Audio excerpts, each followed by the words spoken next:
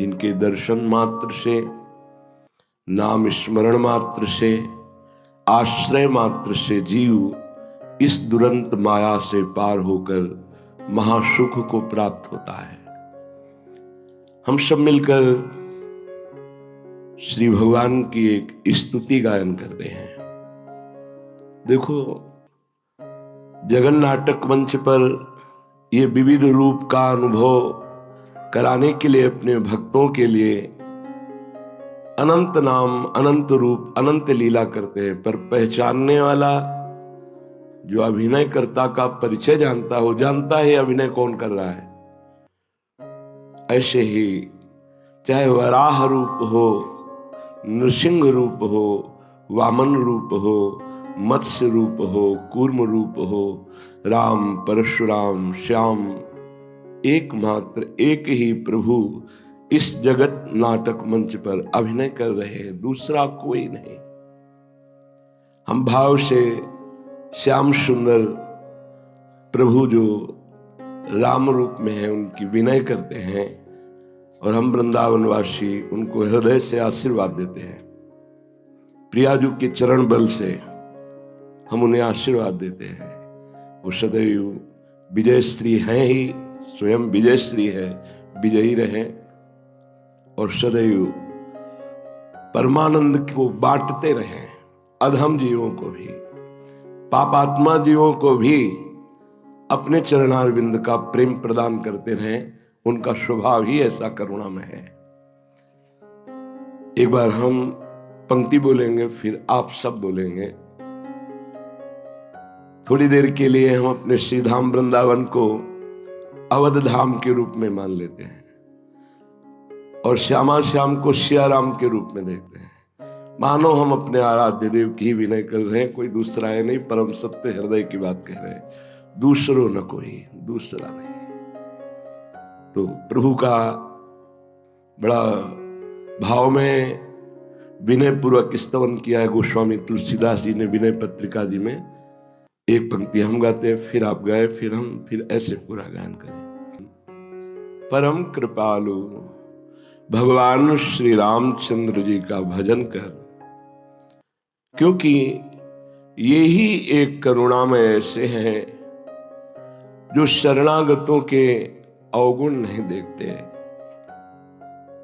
जो इनकी शरण में आ गया वो जन्म मरण जो दारुण महा दुख है, इस भय से वो दूर कर देते हैं। इनका व्रत है, जो नर होए चराचर द्रोही, आवे सभय शरण तक मोही। अगर कोई चराचर का द्रोह करने वाला भी है और भयभीत होकर मेरी शरण में आ जाए, भगवान कहते हैं रखियो ताहि प्राण की नहीं।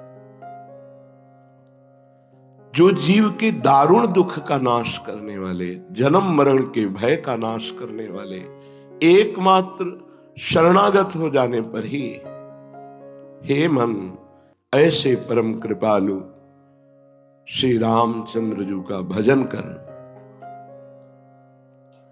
कैसे खिली हुई इनके नेत्र हैं, अरविंदाक्ष, नव पंख लोचन, मानो नवीन कमल अभी खिला हो, ऐसे प्रभु के नेत्र हैं, विशाल नेत्र। जैसे लालजू के नेत्र वैसे रामजू के नेत्र हैं। आयत दृग अरुण लोल, विशाल अरुणिमा लिए हुए मन का हरण करने वाले हैं।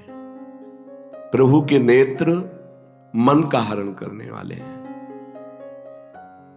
गोस्वामी जी के नवकंज लोचन, नवीन कमल के समान। एक बार इन नेत्रों का स्मरण हो जाए, एक बार ये नेत्रों से मिल जाए तो जन्म मरण चक्र का स्वाभाविक नाश हो जाता है, क्योंकि नेत्रों से करुणा ही बरसती रहती है। करुणा कृपा कटाक्ष अपने शरणागतों पर इन नेत्रों से बरसती रहती है। और मुख कंज का तो क्या कहना। ऐसे कपोल, उन पर घुंघराली अलकें, कुंडलों की कांति कपोल पर पड़ रही है। समीप पे ही विशाल नेत्र, नील कमल की सी कांति कपोलों पे झलक रही है। एक बार जो रूप देखे फिर उससे और कुछ देखने की इच्छा ही नहीं होती। ये ऐसे रूपवान है। हमारे लालजू के नेत्र चपल हैं, चंचल हैं। वही जब राम रूप में तो बहुत ही गंभीर और लज्जायुक्त नेत्र रहते हैं। सहसा किसी की तरफ चितवन नहीं करते, सलज्ज और गंभीर मुद्रा में रहते हैं। ऐसे नवविकसित कमल के समान नेत्र वाले बहुत ही सुंदर श्रीमुख कमल जिनका, और दोनों कर कमल जिनके अभय दान देने के लिए हैं, और युगल चरणारविंद चरण कमल ये भक्तों के निवास स्थान है। ये इतने गुप्त हैं कि महादेव जी अपने हृदय में सदैव रखते हैं। नेत्र कमल 2, मुख कमल 1, और कर कमल 2, और चरण कमल। भक्तों का मन रूपी भ्रमर इन्हीं कमलों पर वास करता है। कभी नेत्र कमल, कभी मुख कमल, कभी कर कमल, कभी चरण कमल, इन्हीं कमलों पर विहार करता है भक्तों का मन रूपी भ्रमर। ऐसे अद्भुत सौंदर्य छटा को बिखेरने वाले मंगल भवन अमंगलहारी द्रवहुषु दशरथ अजिर बिहारी। महाराज चक्रवर्ती सम्राट दशरथ जी के महल में ये जब बाल रूप से विचरते हैं, मणियों से जटित खम्भ में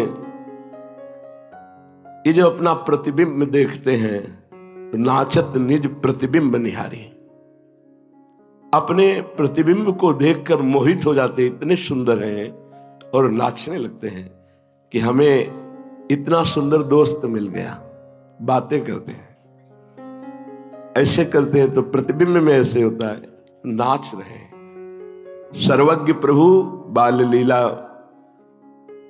दशरथ जी के महल में जब कर रहे हैं, ये देख देख कर कौशल्या मैया और चक्रवर्ती सम्राट परम सौभाग्यशाली महाराज दशरथ जी छुप करके आनंदित होकर देखते हैं कि प्रगट में आए तो कहीं लीला रुक न जाए। प्रभु बाल लीला करते हुए सुख प्रदान करते हैं। सौंदर्य के समुद्र हैं, अगणित कामदेव, 1-2 करोड़, 2 करोड़ नहीं, अगणित कामदेव मूर्छित हो जाए, ऐसी श्री राम जी की श्री अंगों की सुंदरता है।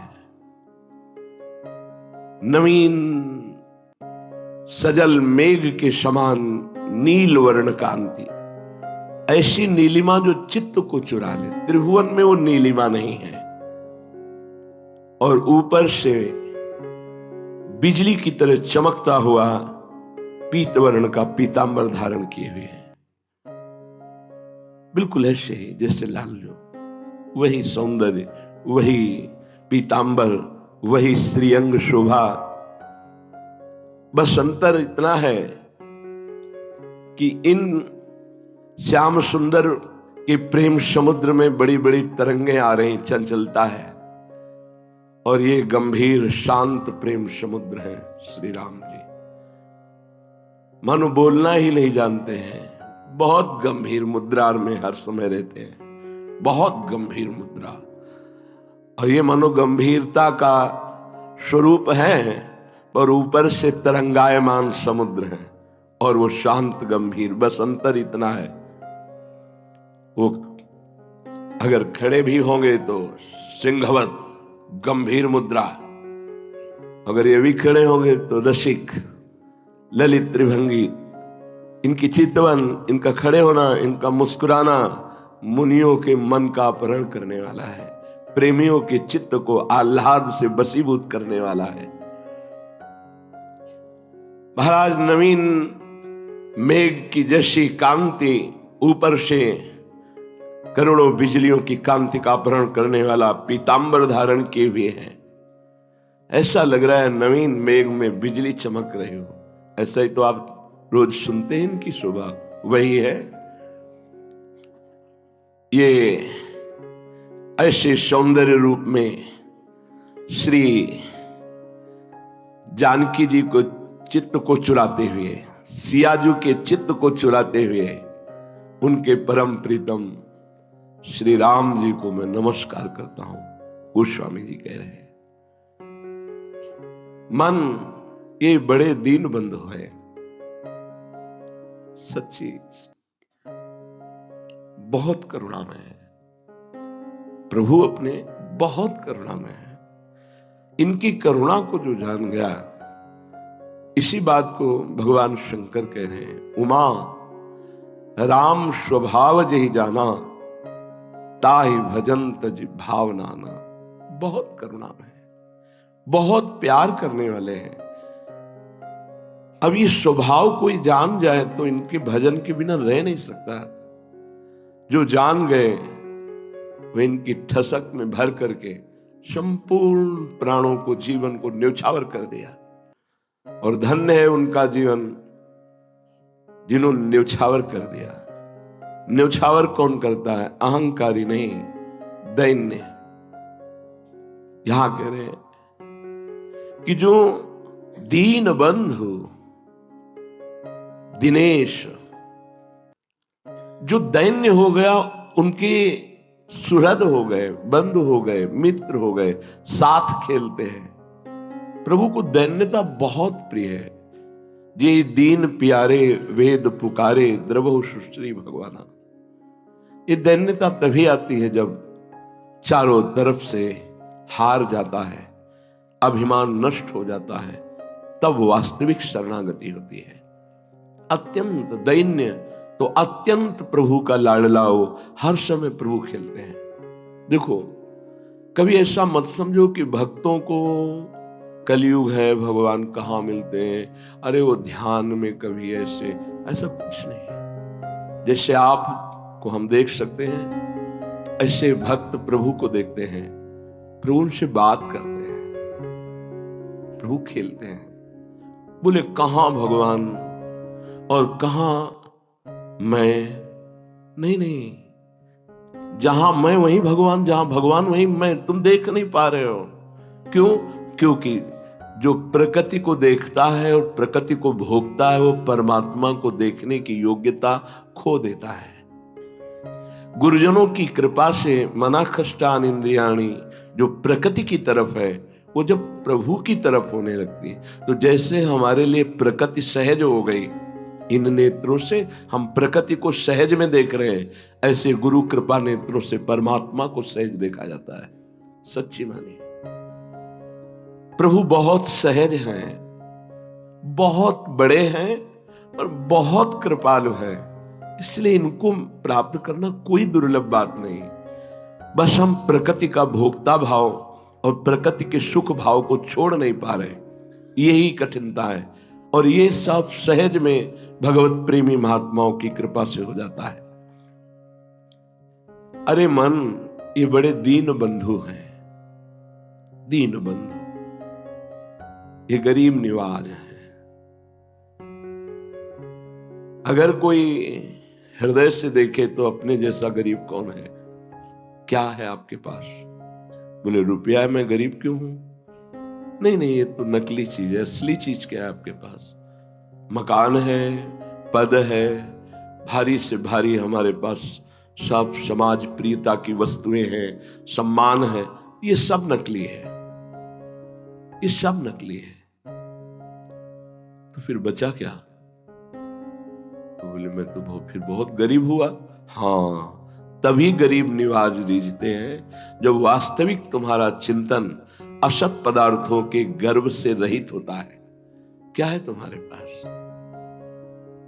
अगर ये लौकिक वस्तुएं तुम इनको देखकर गर्व करते होते तो 4 दिन की चांदनी है, ये नष्ट होने वाली हैं, तुम्हारी नहीं है। तुम